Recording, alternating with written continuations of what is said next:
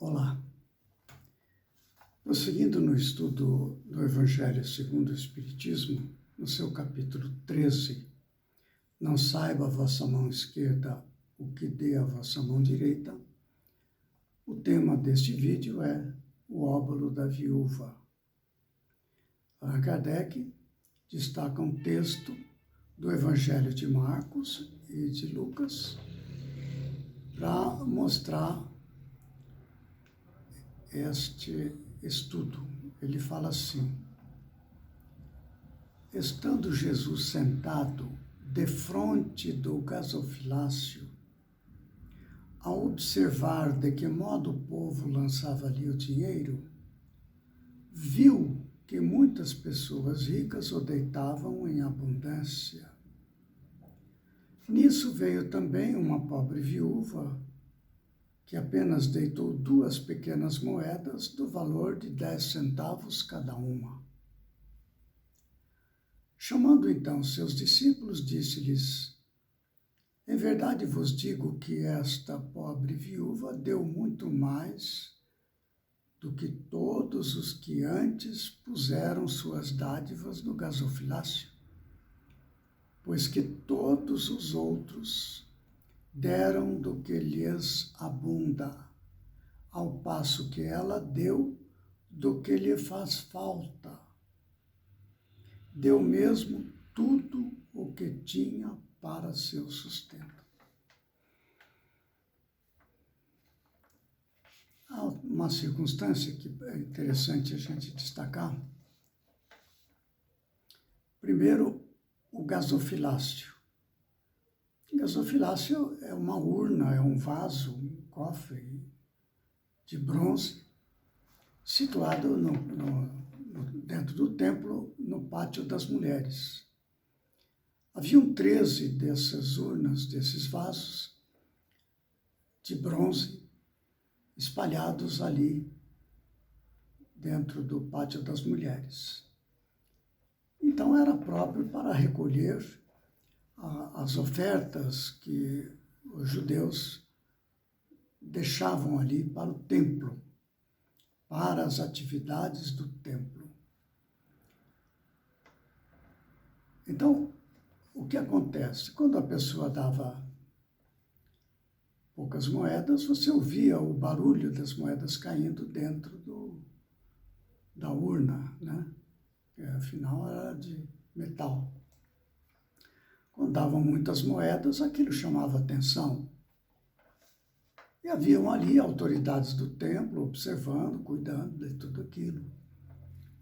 Os sacerdotes, enfim, pessoas importantes ali da administração do templo ficavam atentos às doações, porque precisavam do recurso para levar adiante as suas atividades próprias do templo.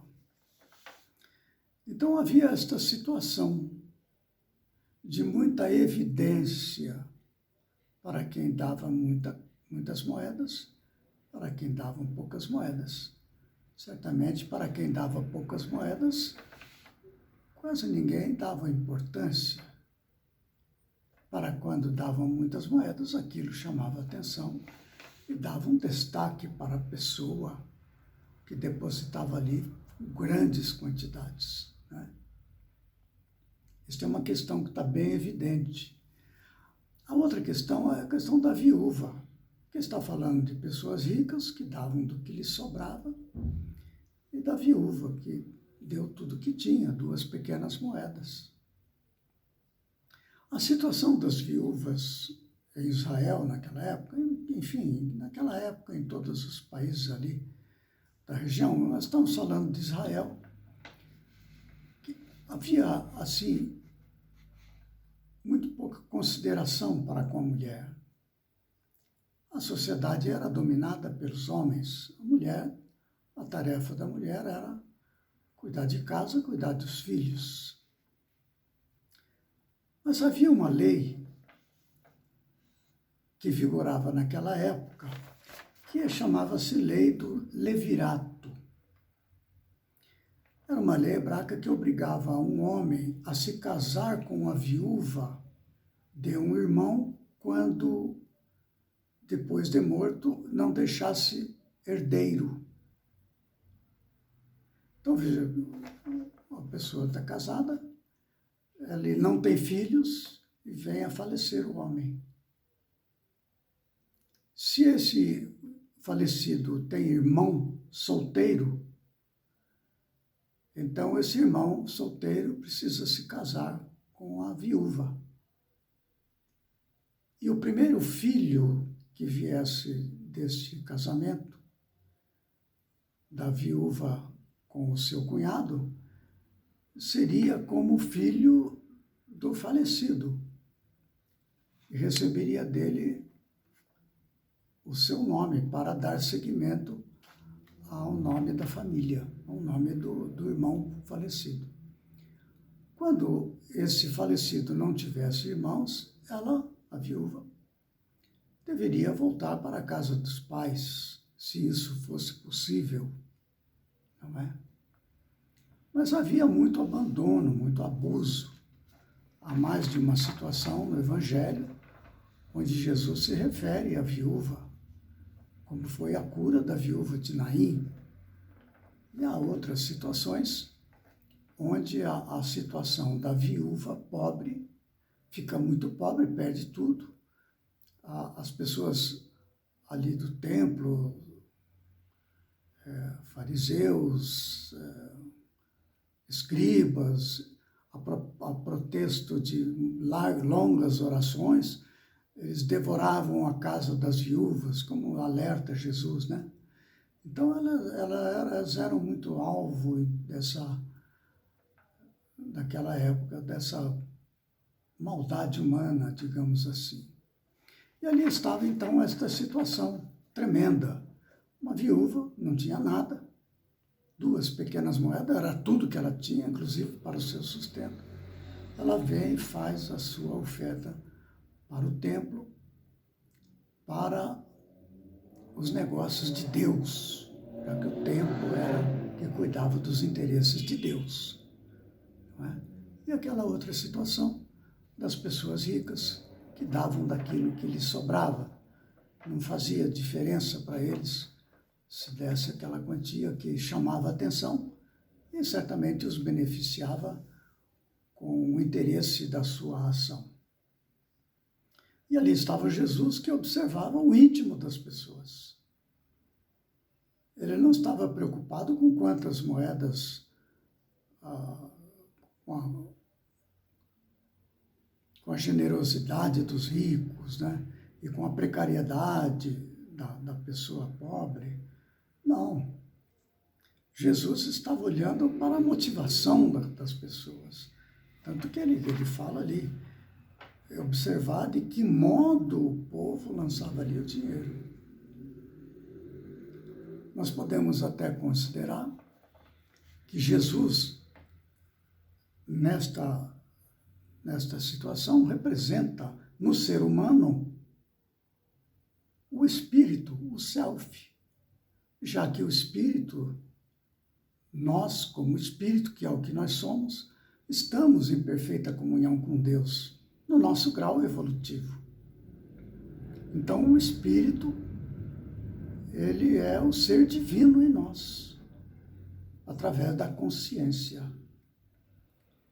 Então, ali está Jesus, representando neste episódio nós como consciência divina, observando as almas das pessoas, suas motivações. Nós, como espírito, observamos isso.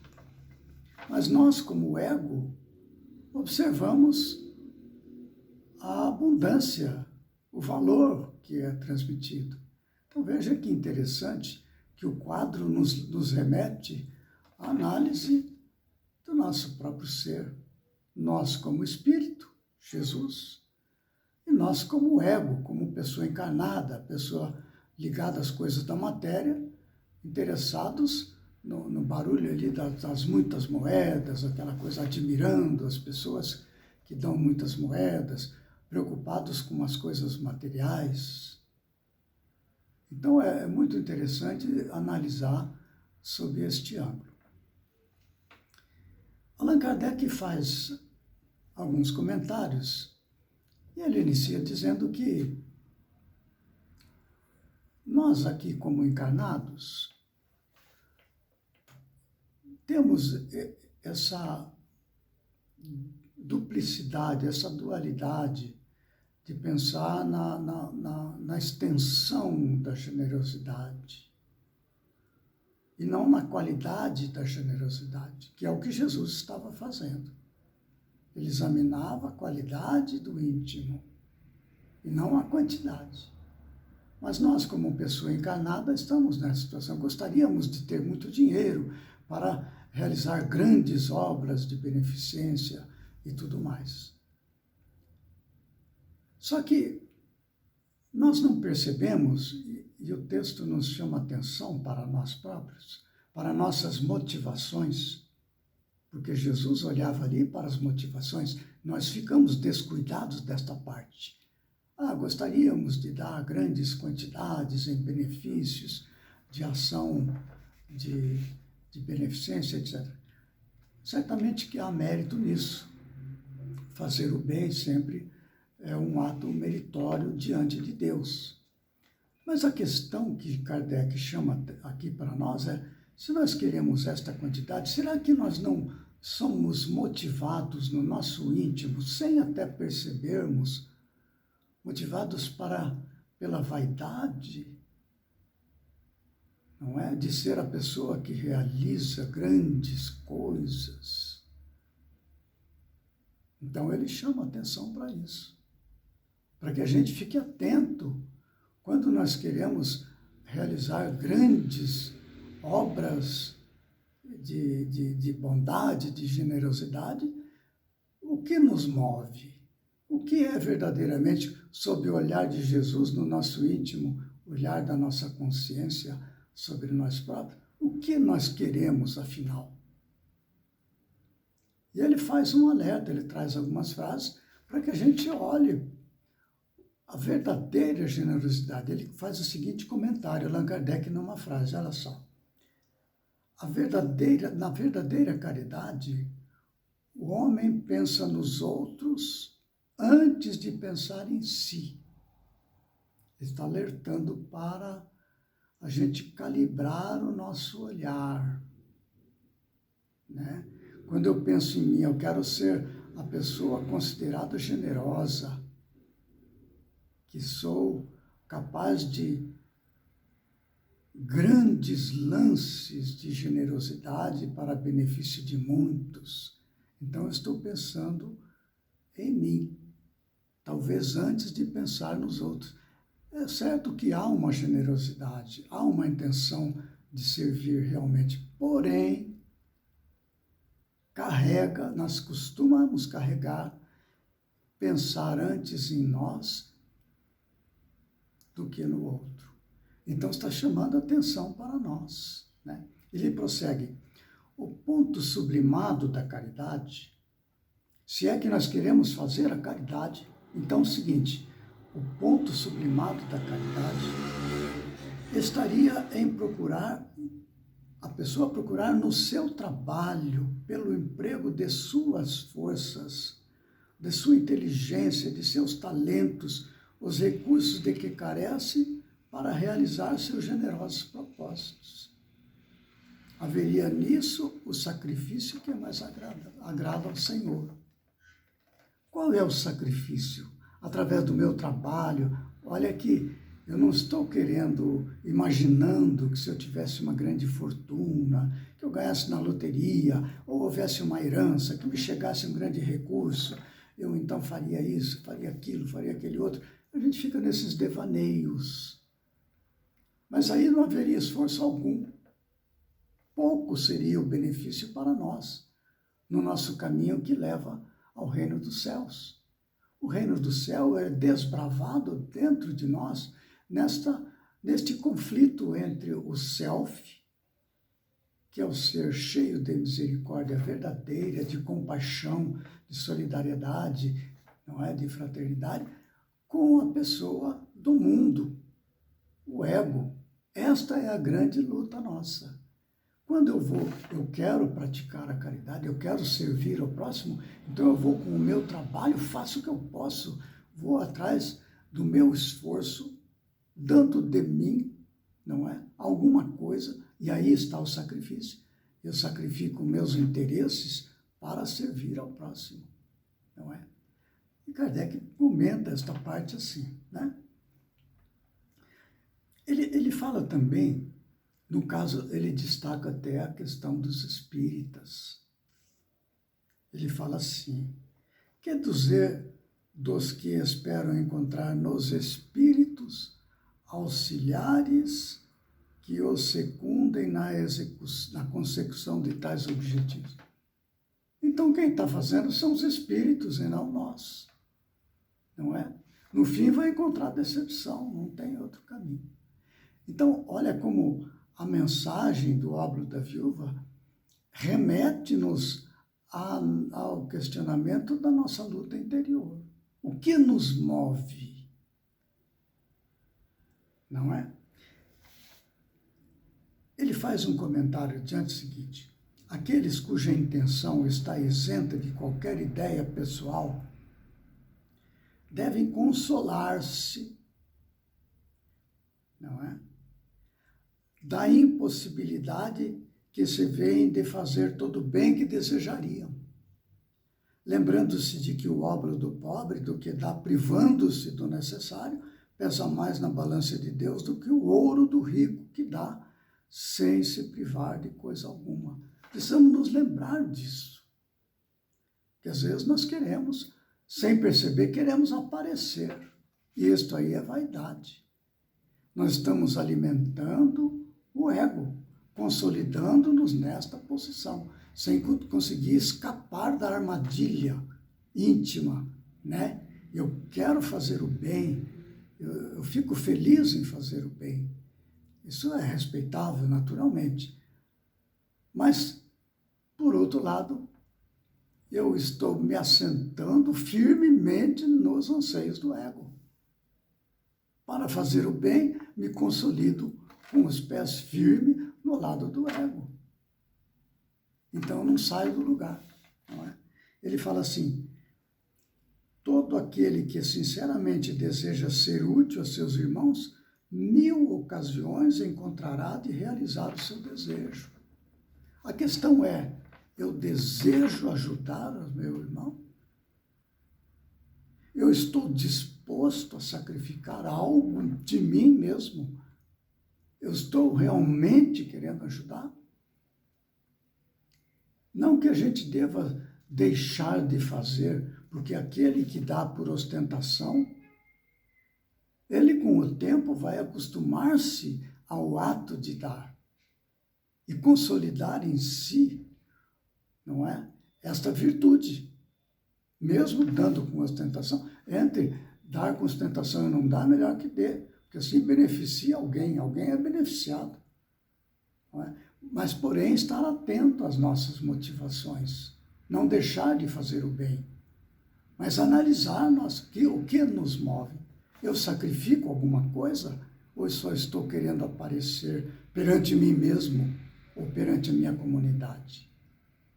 Estes são questionamentos que aqui estão colocados neste assunto do óbolo da viúva. Nós vamos deixar este questionamento neste ponto, né? Então percebemos que Jesus aqui neste exemplo, ele está ali a observar de que modo o povo lançava ali o dinheiro. Este Jesus pode ser examinado como sendo nós olhando para nós próprios, como nós espírito olhando para a nossa motivação. É para o lado do ego ou é para o lado da compaixão?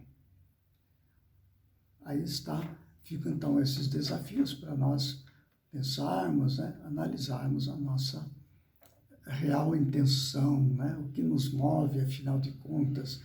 Não saiba a vossa mão esquerda o que dê a vossa mão direita. Então tem várias nuances que nos fazem pensar. Veja os itens deste capítulo, fazer o bem sem ostentação, primeiro item, né, que nós já examinamos. Os infortúnios ocultos, enxergar os infortúnios ocultos, Jesus está aqui nos mostrando, ele percebe a viúva, deu tudo que tinha ao que está em oculto, que não é observado, né? E finalmente o óbolo da viúva, que nós vimos hoje alguma coisa, está tudo dentro do contexto, não saiba a vossa mão esquerda o que dê a vossa mão direita. No próximo vídeo, nós prosseguiremos ainda, neste capítulo, examinando o tema convidar os pobres e os estropiados, dar sem retribuição.